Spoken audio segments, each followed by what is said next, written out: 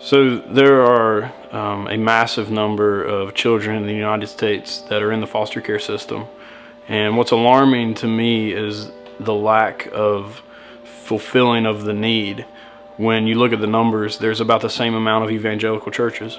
And if every church would step up and say, hey, we want at least one family to commit to be a foster family, we would eliminate that need. And we would be able to make a great statement to the world about the effectiveness of the gospel.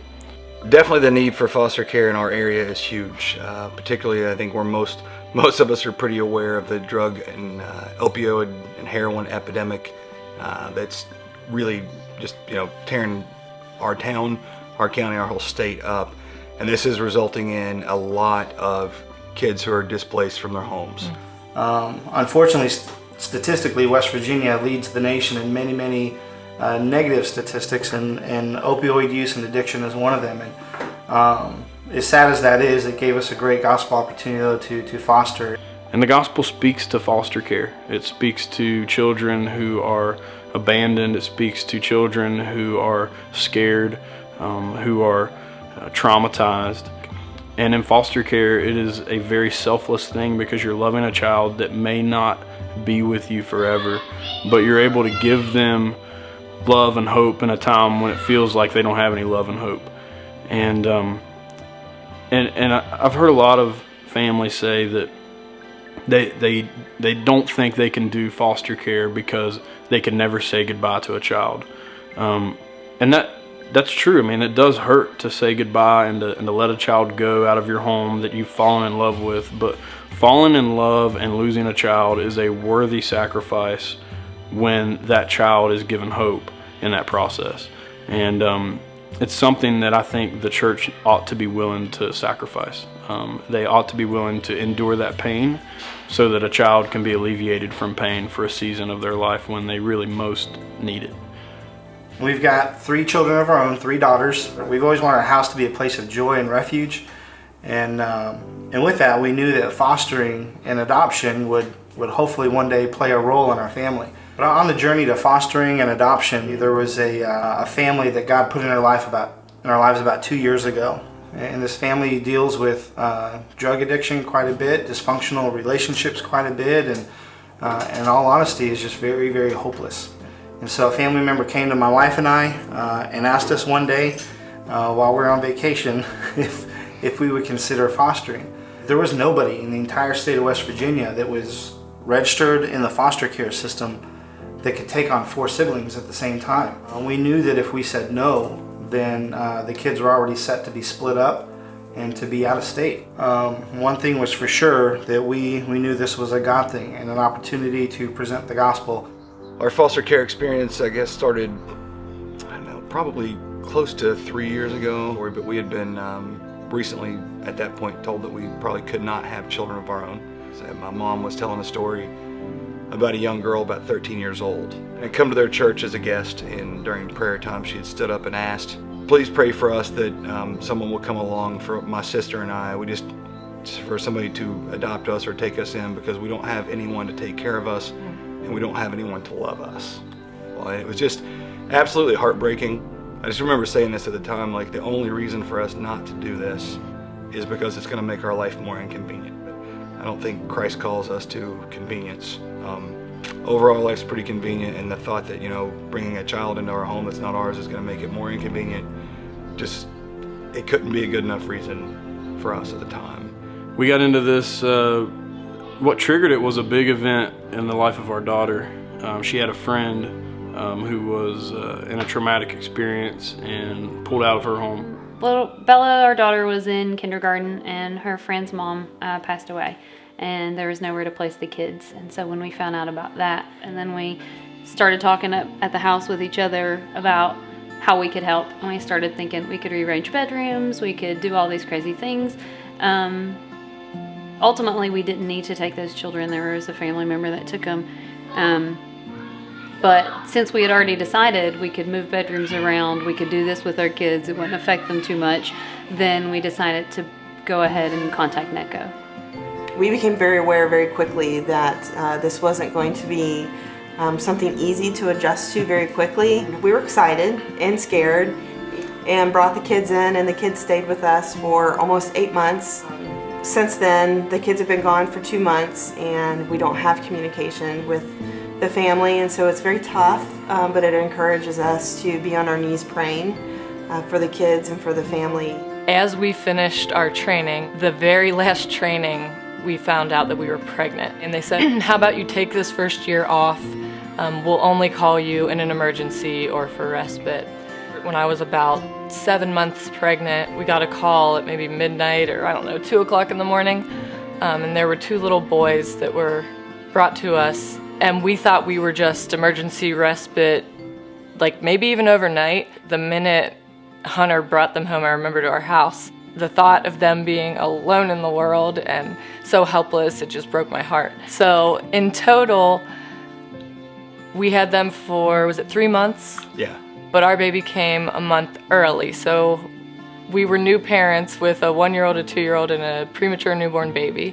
It was one of the hardest, most exhausting times of life, but God truly carried us through that. The way that story ended was with them going to another family, but I can see God in it so much because I still get to be in their lives. I just saw one of them yesterday, and so then we had a unique situation. 17-year-old girls, we had 2 different girls at different times who were either pregnant or had babies of their own. So that's been our individual foster story. Yeah, and so there was like something incredibly moving about, holding a little girl that was, soaked with blood from a car accident, and kind of being there on the scene right when that happened, that showed us the traumatic events that a lot of foster children go through, and then kind of what they're left with to pick up the pieces of the death of a parent or a parent going to jail or something like that, to no fault of their own, and then they're just left in this traumatic world. And so we were just inspired to do something about that. Because it's one thing, I think, to take on 1 kid or 2 kids, but we were taking on 4, ages 9, 7, 3, and 2. And on top of our own 3 kids. So we had a full house of 7 kids. And an infant, a baby, everybody wants a baby. It's super easy. They don't have their own thoughts. They don't have their own patterns. They're, basically can kind of quickly become your own child. But very few people are out there looking for a teenager. And so there's a lot of, I hate to use the word, but a lot of baggage that comes with that. A lot of, if they're going to stay with you, A lot of scars. Scars Trauma. and trauma. But we have 2 children that are of a different race, and so we had these kids come into our home dealing with the trauma of being some of the few black children in a particularly white area. But to try to think about it through a child's eyes and how difficult that must be.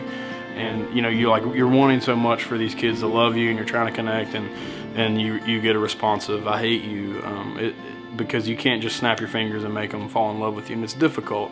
They come in with a chip on their shoulder, and they come in angry and hurt. Rightfully so. Yeah, and it's a difficult job. But I also got to thinking, I'm like, we were thinking if you get a 13 or 14-year-old that stays with you until they're 18, you've got 4 years to at least show that child that there's something different, that what they've known is not, quote, normal. And it wasn't their fault. Right, and it's not their fault.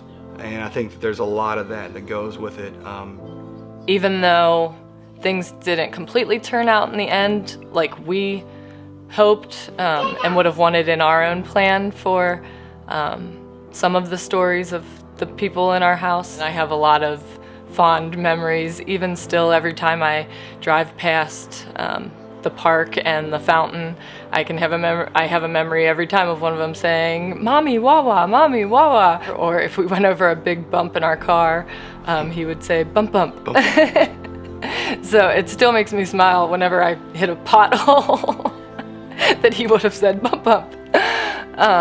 So I'm so thankful for that. Even it was one of the hardest times in our life, but still so many good things. And with the girls who were older, there were still a lot of moments where I think they really did see that we cared about them, and I'm thankful for that. I guess through all of it, it's just been a picture of God is in control even when we don't see the final outcome, and I continue to pray for them and And I know the story isn't over, so I just pray that that love that we were trying to invest, that they remember that. One of the greatest joys that we saw coming out of being able to watch these 4 children grow under our care would definitely be getting to see them thrive in a healthy home, to be able to sit at a table and eat a meal together with a mom and dad figure. To have a meal. Yeah, to have a meal, a hot meal, and just to see structure in their life. They thrived greatly during the few months that they were with us, and a lot of the things that family members and even initially that the therapist said would be lifelong things that they would struggle with, they were already overcoming, and a lot of it was because of just having a solid family structure to come home to. We had a little guy who came to us with no words whatsoever, and now he talks all the time. And it's when they come to you with a chip on their shoulder or upset at the world, it's cool that you get to see them go from hateful and hard-hearted to loving, playing with other kids well, interacting with people in general well. It's cool to see that growth.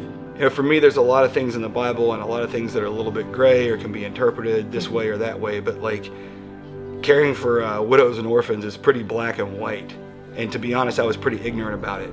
And I would say even almost in retrospect, willfully ignorant, because it was scary to me and it was, what does that mean for my life? But like to see the way our church in particular kind of got behind that was very encouraging. You may not be fostering, you may not be adopting, you may not know people that do, but there are. And there needs to be more. And we just have people come out of the woodwork, not just to open homes and be foster parents, but to also serve foster families and help foster families. So yeah, we have a lot of people who I can just call and say, we have a family that just got a new kid, can you make them dinner tonight?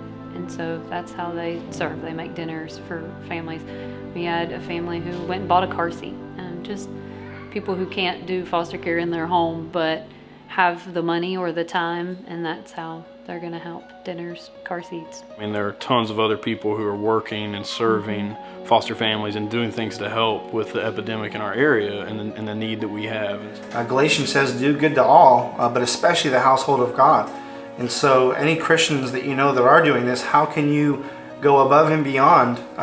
What does that look like for you to especially help? And so one is to ask, what's the best way that we can love and serve your family? Maybe looking at your budget for the year and making it, saving money until an opportunity comes to where you can bless somebody. Making meals and bringing a meal over and sitting down and eating with us, or anybody that's doing this, is a beautiful gift as well. Words of encouragement. We've had many text messages, we've had cards, just people stopping and offering a word of encouragement goes a long way. Those times where we wanted to give up, words of encouragement are a great thing to hear. If evangelical churches in America would just have a goal of having just one foster home in their church, and the families in that church could just build up and support that one family. If every church would commit to do that, we would eliminate the need in America. But right now, as it stands, there is a massive shortage of homes, and we don't like to think of orphanages existing in the United States, but they do. And we're running out of places for kids, and what's happening in our state is we're having to send kids hundreds of miles away from their homes, and that makes visits difficult with their biological family, and it makes reunification more difficult, and it drains a lot of hope, and the church can step in and offer hope where previously it didn't seem like there was much. And so I believe that the church is called upon to do this and care for these children, and really in doing so care for their parents as well. But honestly, you know, where we are, any kid that's in foster care would be super, super glad to get a home. God called us and said, hey, I want you to do this, and we were obedient. And I certainly can't always say that.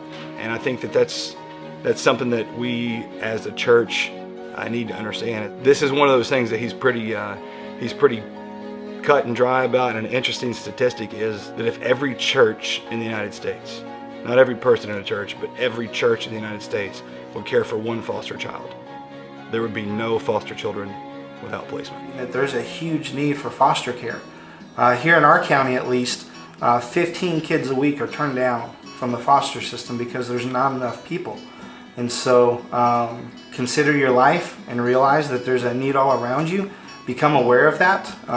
Ignoring it doesn't make the problem go away, but you can be part of the solution. And so maybe reorient your life and see what you can do to be part of the solution, and and then just finally just realizing that fostering and adoption, this is a gospel opportunity. And West Virginia has a tremendous gospel opportunity through the fostering and adoption system. And so in the same way that God welcomes us who weren't part of His family into His family and calls us His children, you can do the exact same thing with people that live in your city or in your county as well. And so you can help make the number of children in the foster system decrease, and you can help make the number of children that are children of God increase.